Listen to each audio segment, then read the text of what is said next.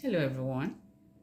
So it was my birthday yesterday. And so, first, I want to say thank you for all the good wishes I received, especially from my sisters and friends in Moms Raising Leaders. I want to say thank you so much, sisters. I love you. I love you. I love you.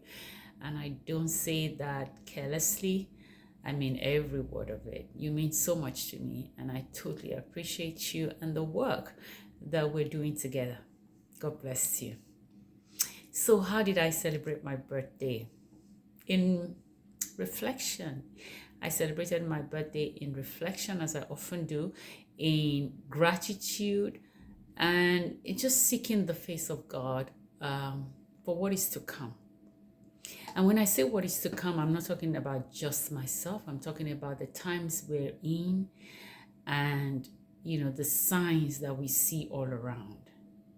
And in talking about signs, it does appear to me that few, if any, church leaders are concerned about the times we're in or whether we are actually aware.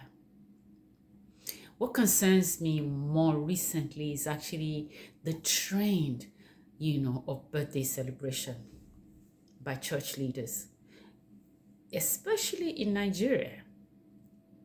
And I just wonder what is going on. More recently, I saw on the internet videos of Pastor Chris's celebration. And I'm wondering, what is that? When you see these things happen in the world, you know that it's the world. You know that they're ignorant of what the Bible says, about extravagance, about,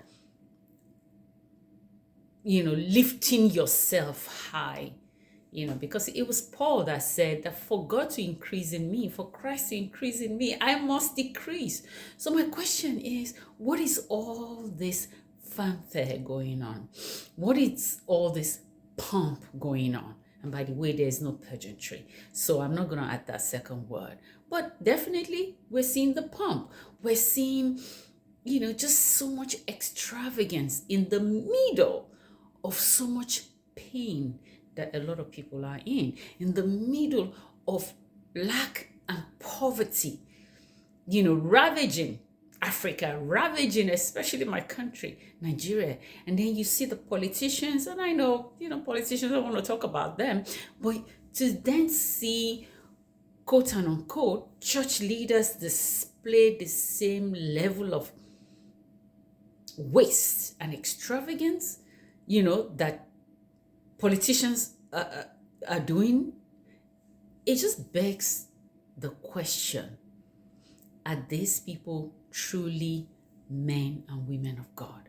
Because I look in the Bible and I can't see an example.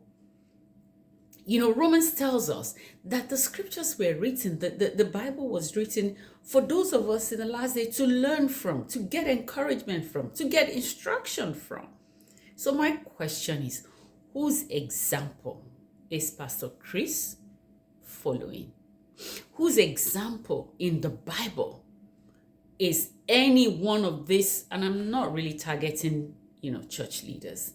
But you see, you can't help but talk about church leaders because I've heard young people make references. I work with young people and I hear them make references to how church leaders behave and why they don't want to go to church, because what's the difference? So that's a question. Today, if you critically look at it, what is the difference between the church and the world? And I begin to wonder, is the church trying to do the world more than the world? Are we trying to beat the world in the way of the world? Because the Bible tells us we are in the world, but we are not of the world. But it would appear to me now, and to many people looking, if you're carefully looking, that there's no difference. Except that we carry the Bible, except that we talk about the word. But the question is, do we apply the word? Are we applying the instruction of the word? Are we just paying lip service to God? And you know what I saw recently about Pastor Chris and a few other pastors that I've observed is it does appear as if what what they're doing is similar to what the children of Israel did when Moses went to the mountain to get the Ten Commandments, where they brought out all the jewelry and then they melted them and they started building the calf and they worshiped the calf. The only difference now, is that they built the calf, like a physical calf. But the calves that I'm seeing now, the calves that I'm seeing are the church leaders. And the people are bringing their money and they're building calves out of the church leaders. And they're worshiping them. The same way the children of Israel built calves and built a calf and worshipped. Where is God? Where is Christ in what they're doing? Is there an example, even in the New Testament, of such extravagance? Yeah, David did it. Solomon did it. But we are not in that era.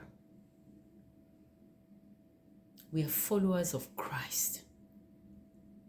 If anyone has an example of such extravagance in the Bible, in the New Testament, with the followers of Jesus Christ, then let him bring it out.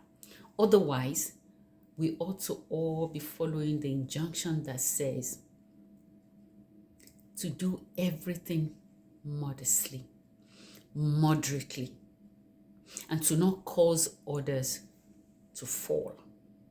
It would appear to me that church leaders are the ones causing people to fall, causing young people not to want to go to church.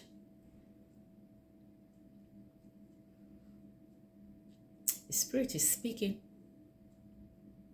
I hope anyone is listening, because the Spirit of the Lord is speaking. We are in the last days.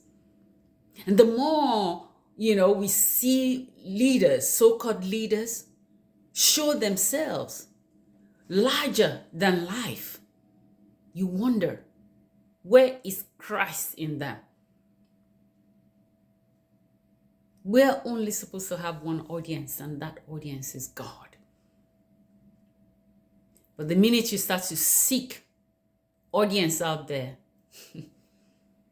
Paul says, follow me as I follow Christ. And that's how I want to close this video. If you're a Christian, don't be afraid to ask. Don't be afraid to check whether your leader is following Christ. Because I think the implication of that injunction by Paul is, if your leader is not following Christ, then don't follow them. Because you can follow Christ directly. We only need one mediator, and we got him already. We got the mediator we need in Jesus Christ. Follow him.